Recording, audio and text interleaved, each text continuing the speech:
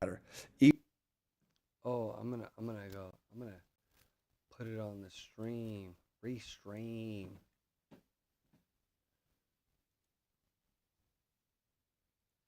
All right, let's go ahead and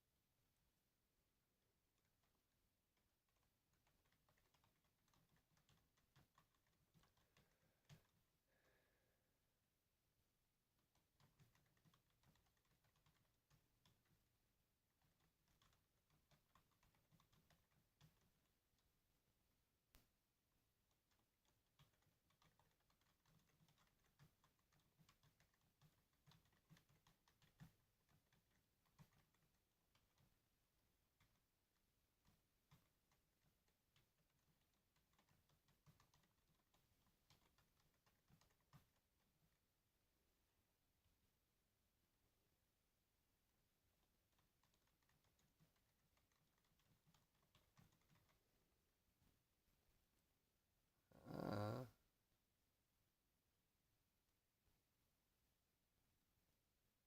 news, media, podcast, talk show, news, media. Sure.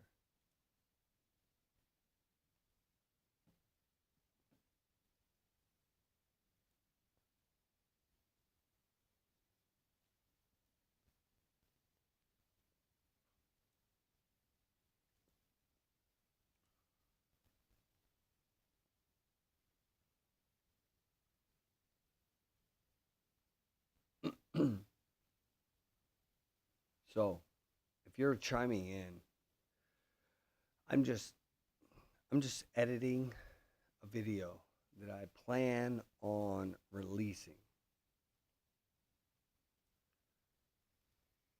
Even as she lay bleeding to make sure she was dead. In a So total, this is what Jose was goes shot through 5 times and entire Kitty was process shot of around making. 10 times. This is what goes through making a video. You sit here, I mean, like, experience it with me in real time. Okay, so in the summer of 1989, there was a seemingly like perfect, perfect family. Pictures, smiling. Everybody's just so happy. Vacations, 2 kids, Eric and Lyle. Mm-hmm. And so the family was the Menendez family, obviously. And their dad, Jose Menendez, he came from Cuba. He immigrated over here and he became part of one of the high level executives at RCA. I believe it was RCA. It was the entertainment industry nonetheless, right? And they had all this money. And that meant that, So essentially, what is a you're getting. So this video will end up on YouTube, getting hundreds of thousands of views and likes, but you are getting a one-on-one experience of how the video came to creation. even though it wasn't their money, Eric and Lyle, they also had a lot of money because it's just, that was their dad had made it. And Kitty, she was actually a beauty queen. And she wanted to become an actress. But whenever she saw her husband, Jose Menendez, whenever she saw her husband's meteoric rise within the entertainment industry, she decided to just be kind of like to like maintain the family's social standing, and her whole purpose was to take care of the boys. Eric and Lyle. That's what she committed herself to do. And she decided not to pursue acting.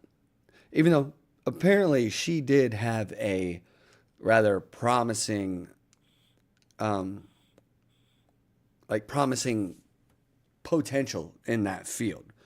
It seemed like that was just not enough for Eric and Lyle. We're going to jump into everything, even though it's the slow burn, even though it's into the slow burn, that doesn't mean that there's not going to be any burn. Like there's going to, so we will jump right into it. And let's start with the plot and how the Menendez brothers came up with their plan and carried it out. So let's get into the nitty-gritty details on how Lyle and Eric Menendez actually have pulled off the murders of their parents. I mean, like, this is crazy. Like, can you imagine, like, your kids coming in to your house and they got shotguns? You must just be like, I don't even understand. Like, my brain can't put these two things together. What is happening right now? I can't, I don't even understand what is going on. So the thing is, this wasn't a spur of the moment decision. The brothers spent time planning this, and the first step was figuring out how to get their hands on weapons.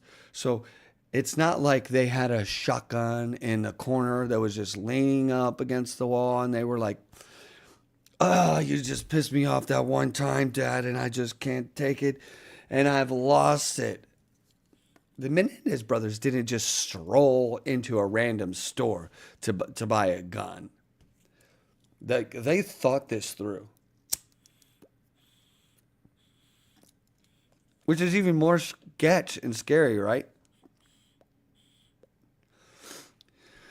Because they actually carefully selected a Big Five sporting goods store in San Diego, about 2 hours from their home in Beverly Hills. I think it was about 100 miles away. And keep this in mind. Keep this in mind for whenever we start talking about the defense. Because I'm going to go at the end of the story, we're going to talk about the different defenses that they had and kind of logically break those down into they were stupid ideas or they were good ideas, or what makes more sense. So they drove to San Diego, about 2 hours from their home in Beverly Hills. This distance was key because they didn't want to be recognized or risk anyone connecting them back to their family. When they made the purchase, they used fake IDs. They didn't use real IDs. They didn't use their real IDs. They used fake IDs, which is important because even though they paid in cash to avoid a paper trail, California law still required identification to buy firearms. So it doesn't really matter. So what they did was they bought 2 Mossberg 12 gauge shotguns. And because it was the late 80s, this wasn't in the 2000s, the background checking process wasn't as rigorous as it is now. The brothers, so they were able to walk out of the store with the guns the same day. Actually, I think you can do that with shotguns today, to be honest. I don't know. Don't quote me on that. Don't go into a gun store and try to buy one. You don't really need one anyways. So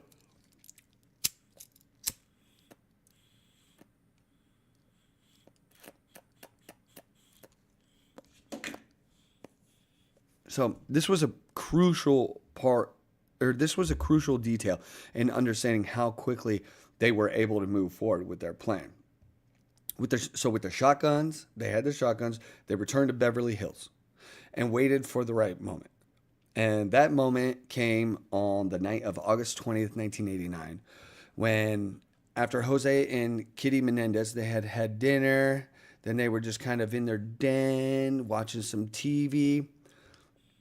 This was the brothers' perfect opportunity because they were relaxing. This was like, the part of the night when you're winding down and you're like, "Oh yeah, I'm just chilling, man, just relaxing." And because they knew their parents would not be expecting this. But of course, I mean, I don't think they would be expecting it during the day either, right? But they definitely wouldn't be prepared and or expecting an attack at this time, especially from their own children. So Lyle and Eric entered the family room with the shotguns hidden from sight. They approached their father first, and while he was sitting on the couch, uh, you know, while they while they were sitting on the couch, Jose, he was hit multiple times, multiple blasts from the shotgun, killing him almost instantly. Lyle was the first one to take a shot, but things didn't go as smooth, killing him almost instantly. Lyle was the first one to take a shot multiple times on the couch. Keep this in mind for whenever we start talking about the defense,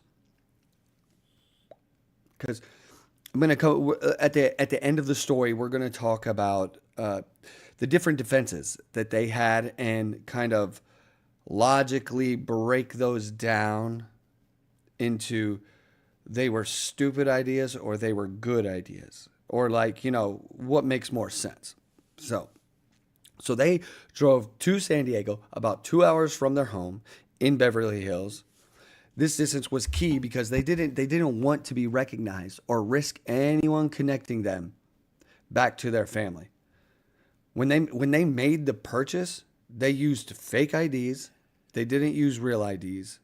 They didn't use their real IDs. They used fake IDs, which I mean like which is important because even though they paid in cash to avoid a paper trail, California law still required identification to buy firearms. So it doesn't really matter.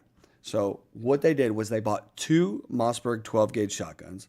And because it was the late 80s, this wasn't like, in the 2000s, the background checking process wasn't as rigorous as it is now. The brothers, so they were able to walk out of the store with the guns the same day. Actually, I think you can do that with shotguns today, to be honest. I don't know. Don't quote me on that. Don't go into a gun store and try to buy one. You don't really need one anyways. So,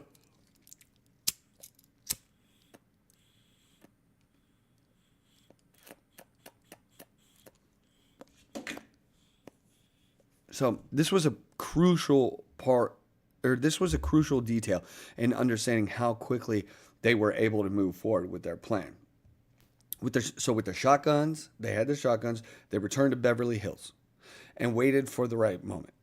And that moment came on the night of August 20th, 1989, when after Jose and Kitty Menendez, they had had dinner. Then they were just kind of in their den watching some TV.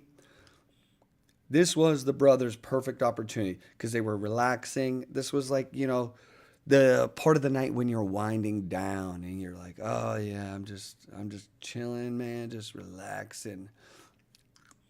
And because they knew their parents would not be expecting this. But of course, I mean, I don't think they would be expecting it during the day either, right? But they definitely wouldn't be prepared and or expecting an attack at this time, especially from their own children. So Lyle and Eric entered the family room with the shotguns hidden from sight. They approached their father first, and while he was sitting on the couch, uh, you know,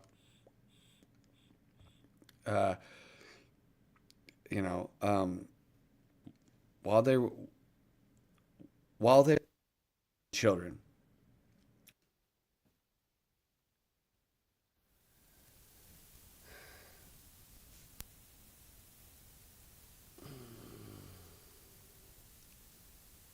They blew his head off. I mean, come on. Come on. That's what happened.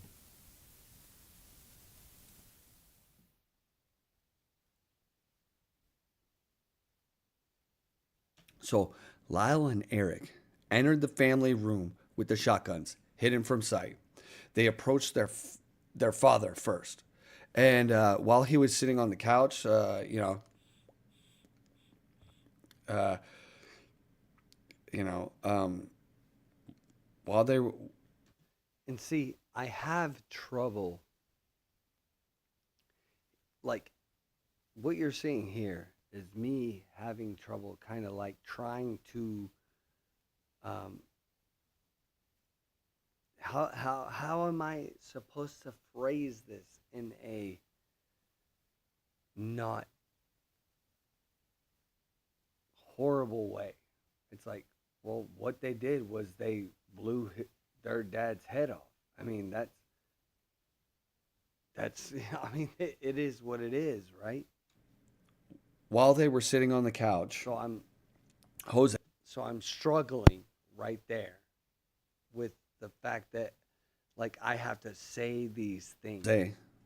he was hit multiple times, multiple blasts from the shotgun, killing him almost instantly. Lyle was the first one to take a shot, but things didn't go as smoothly as the uh, things didn't go as smoothly as they had kind of envisioned it, because with their mother, after hearing the shots, she tried to run. So now, I God, mean, can you fuck? Oh my god, like, bro, can you imagine these two motherfuckers that you have raised are now in your house? Oh my god, like you have literally created your worst fucking enemy. There's no there is no worse enemy. And you know, I can't help but think that a lot of it has to do with the way that they raised them. But like it should never get to that point.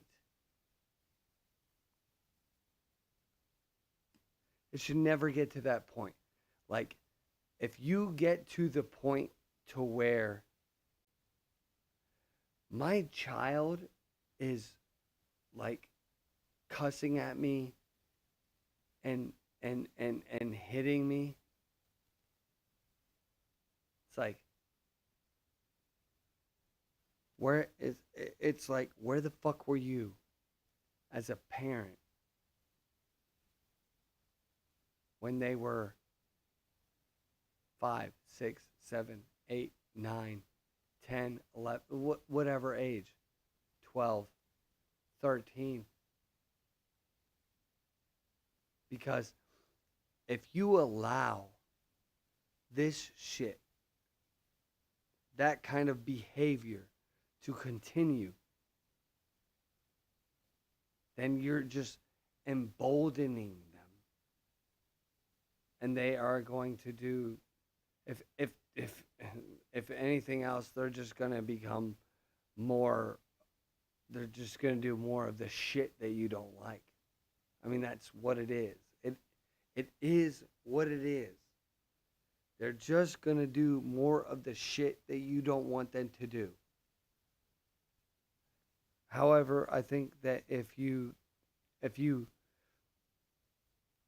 and this is, and the thing is, the crazy shit is that this is why it's so important to have a father and a mother in the household. Because, like, even in my own relationship, I go, like, I realize the different dynamics. I can see them. Like it's so fucking clear. It's so clear that it's wild, man. Because you have the mom. The mom will get by the kids. The mom will just get destroyed. I mean, that's just how it is. The kids will destroy a mother that is just on her own because moms are what they should be, which are the the loving entity, like the safe space, the whenever everything fucking goes wrong, whenever you know whenever nothing seems to be going right, the kids always feel like they could go to the mom. And if you don't have that, it's like, where the fuck do you go? So it's more of a problem of there not being a strong and and see, like in the Menendez family, there was a strong father figure, right? He was very strict and he had clear boundaries, but there needs to be a there needs to be a like a yin and yang between the father and the mother. You can't just have, you know, the father being like every everybody's doing what the fuck I say and I don't give a shit what anybody else says. It's like, no, there because you need to be a team. How can you be a team if both of you aren't aligned? You have to be aligned. And see, that's where it's but I mean like when we talk about when we talk about um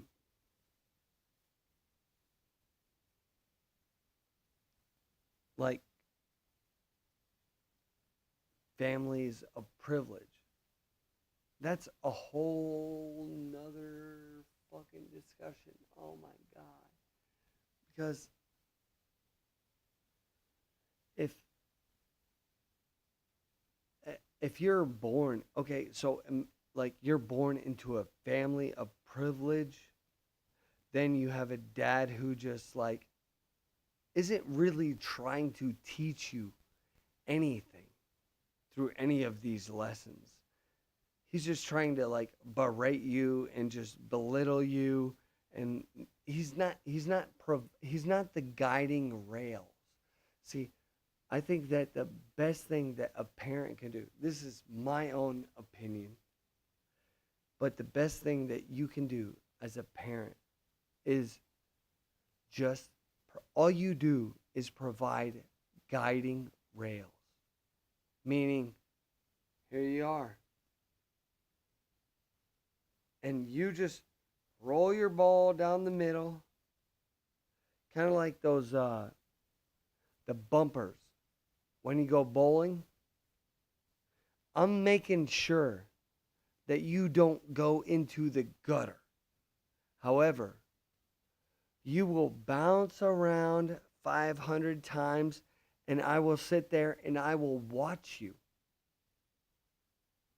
But it's not until until you're about to go into the gutter that I will save you. However, at the same time, you need to realize that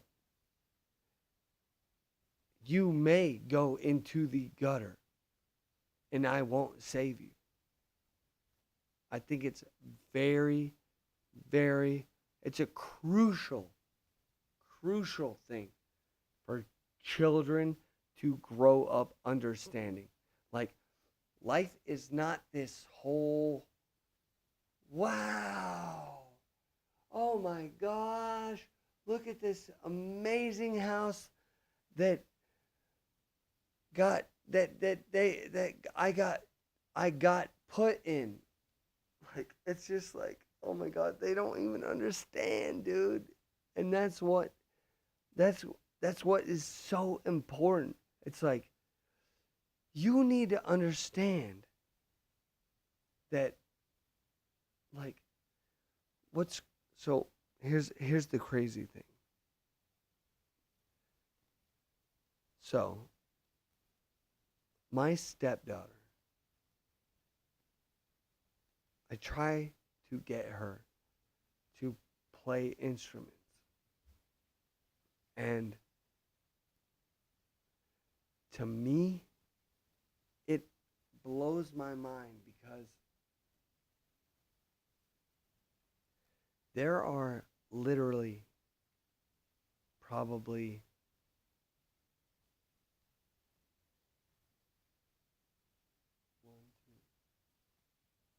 there's probably 15 instruments in this house. And if I was a kid, I would be like, thinking back to when I was young, I would be so fucking happy. I can play any of these? Are you kidding? Are you joking? I really will play all these instruments. So if you don't mean it, don't say it, because I will. Like, I have a fucking baby grand piano right there. Like, it's just crazy. And kids nowadays, they're just like, I'm bored. And I'm like, don't you dare ever say that around me. Don't you? Like, are you kidding? Oh my god, kids are so stupid. Kids are so dumb. I mean, that's just what it is. But I kind of want to go play piano now, so.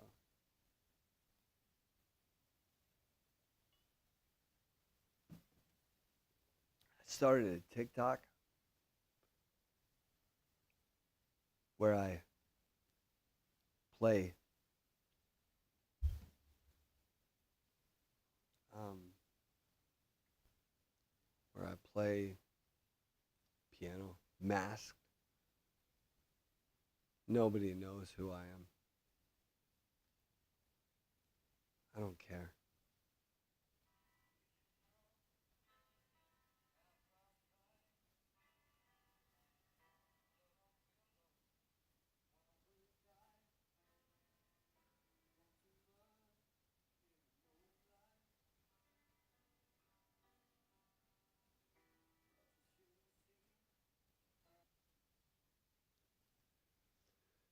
So I think I should. Oh man. Mm-hmm.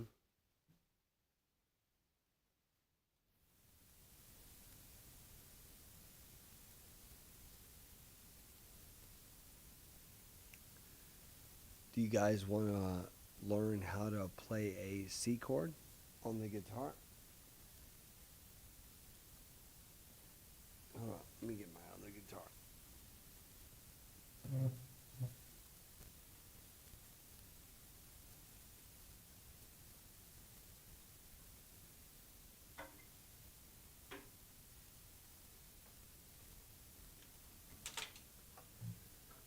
All right, there we go. So, you can actually play a lot of songs with just these three or four chords. Let's see.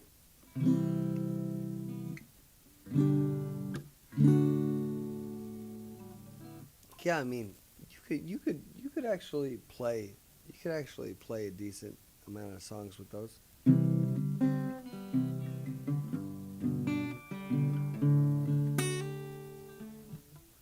But then I would, you know,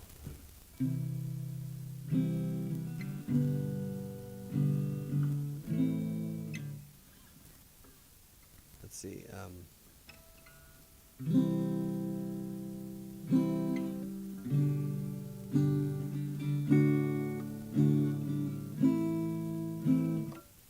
So let's see. Um,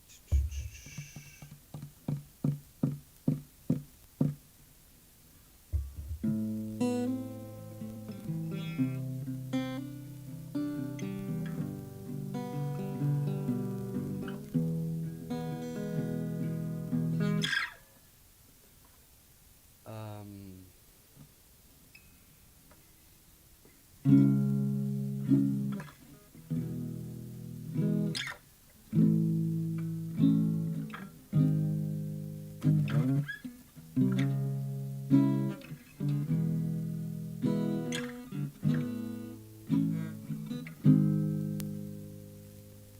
all right, let's do a real song. I want to change the title since I'm not doing the Menendez murders. You know what? I'd like to make a song. To be honest.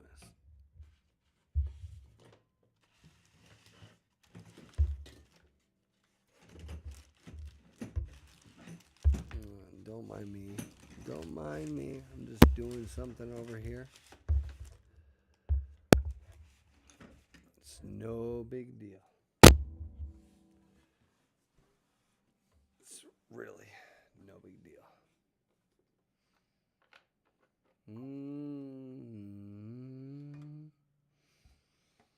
So, what I want to do is I want to actually work on creating a song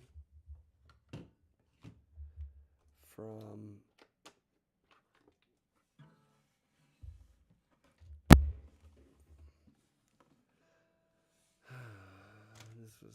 this this worked out perfectly.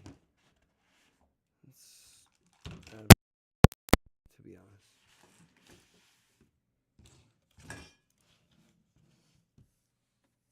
All right. Boom.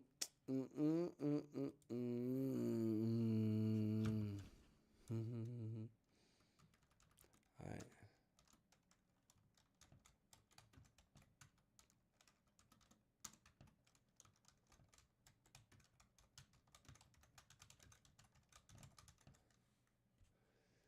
Dum, mm, mm.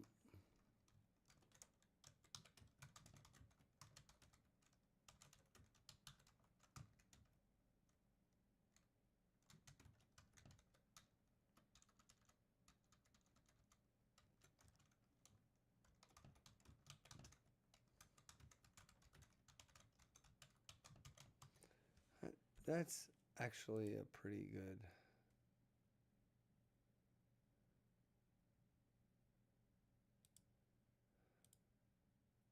Yeah. Here we go. So we go.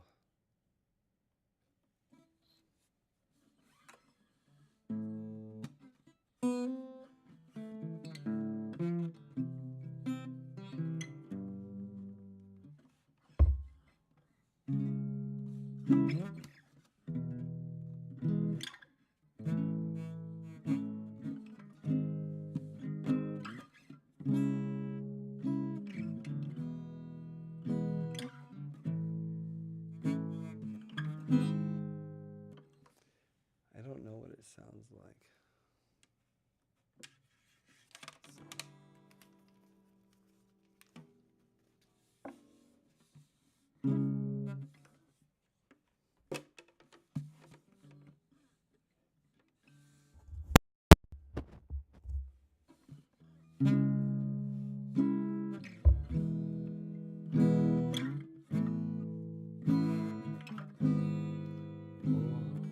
drains in my head, clear out the red in my eyes to get by.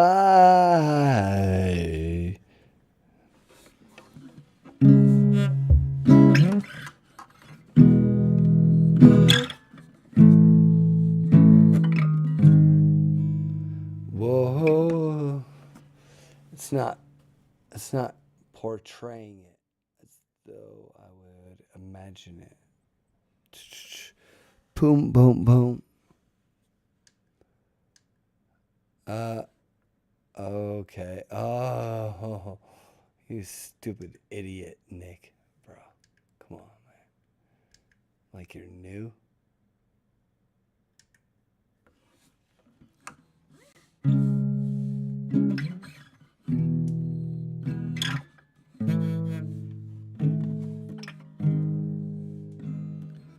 Drain the veins in my head, clear out the reds in my eyes to get by.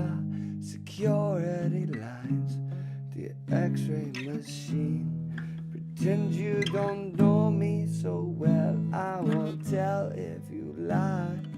Cry, cause your draft's been brought up. Drinking cause you're looking so good in your Starbucks cup.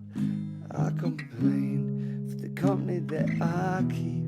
The windows for sleeping rearranged, well I'm nobody.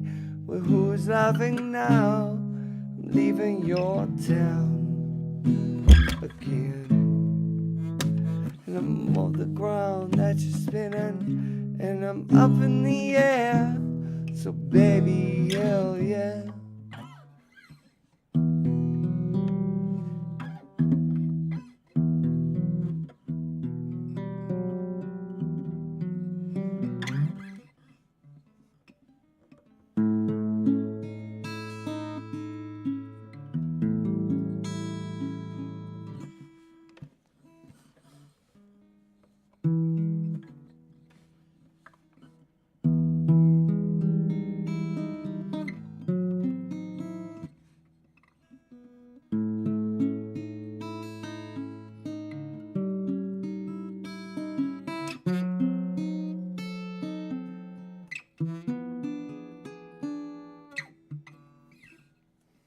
Come on, man.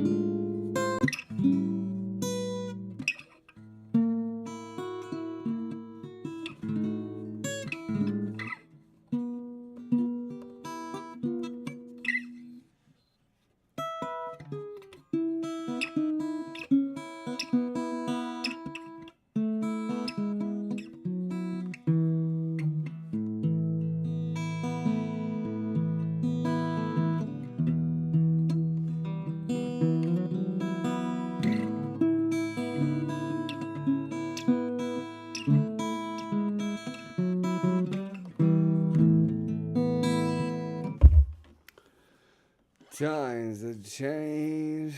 Time.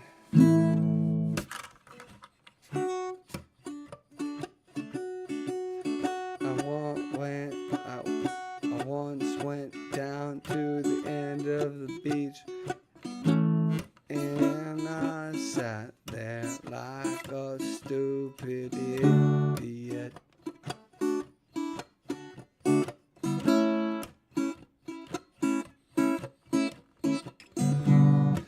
Yeah, I was waiting for her, but she never showed up.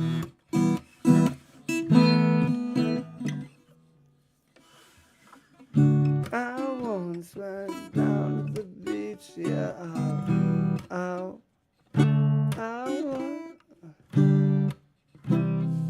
once went down to the beach with her, yeah, I messed up. It's fucking dumb. That's a dumb thing.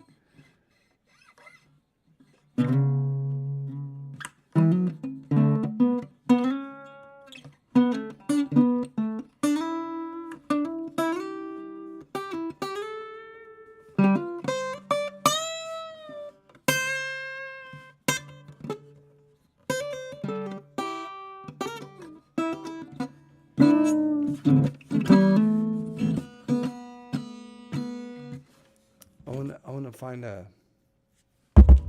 Let's do a like a traditional song. Let's see if we can find something.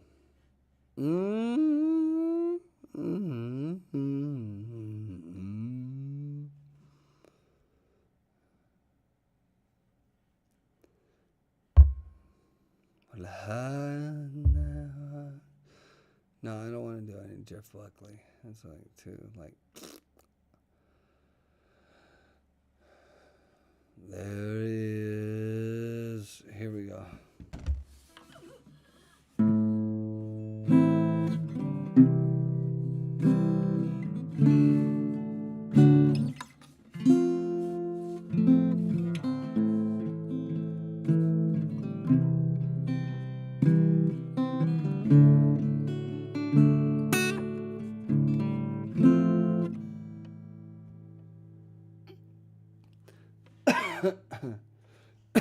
Here we go. There is a house in New Orleans. They call the rising sun, and it's been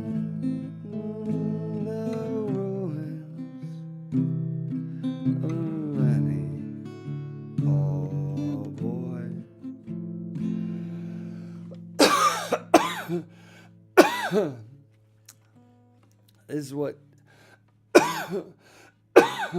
is why they didn't become famous, because they were exposing that shit.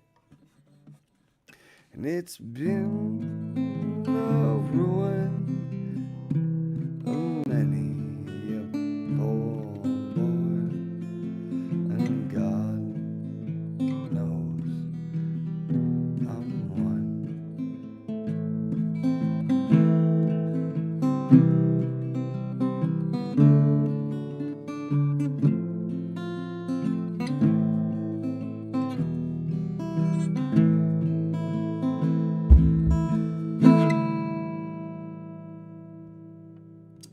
My mother was a dealer. She sold my new blue jeans. My father was a gambling man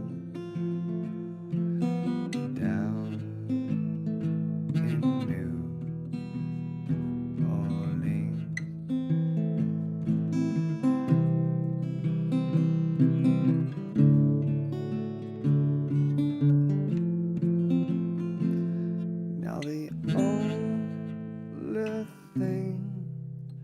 a gambler needs is a suitcase and a trunk, and the only time he's satisfied is when he's on drunk.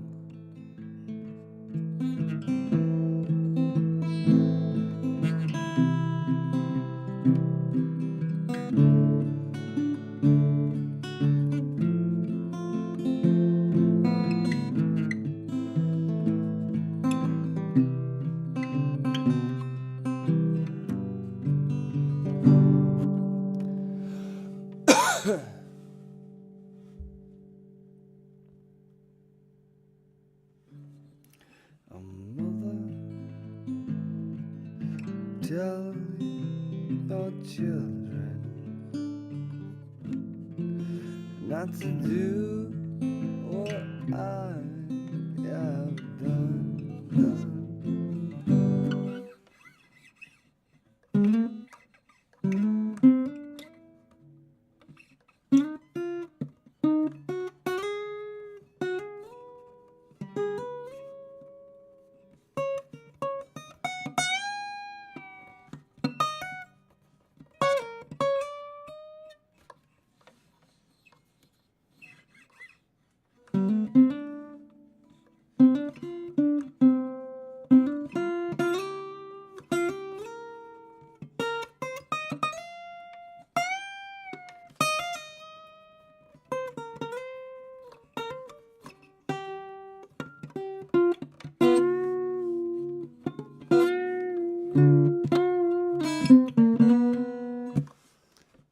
If I had a pick, man, that'd be the shit.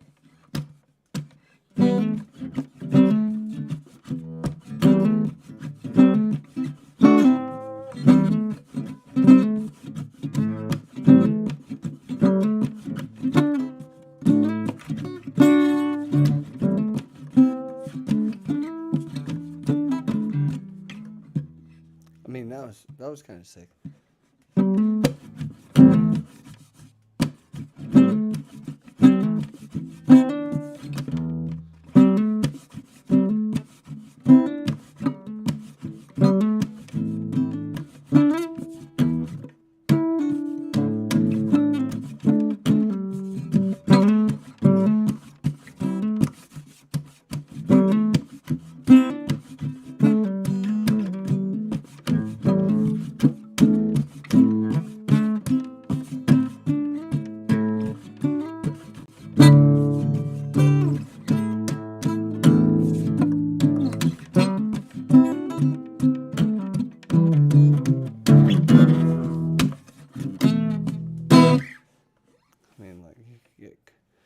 Where's my pick at, man? Like, if I had a fucking pick.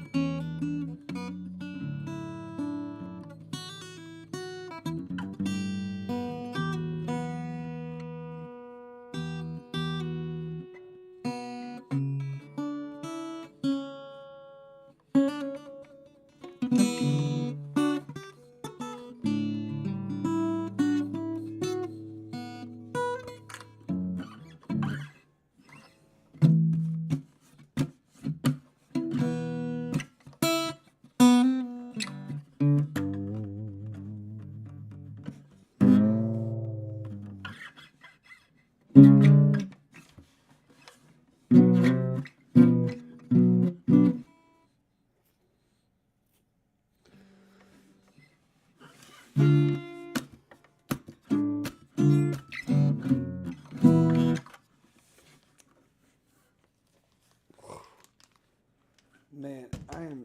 I am tired.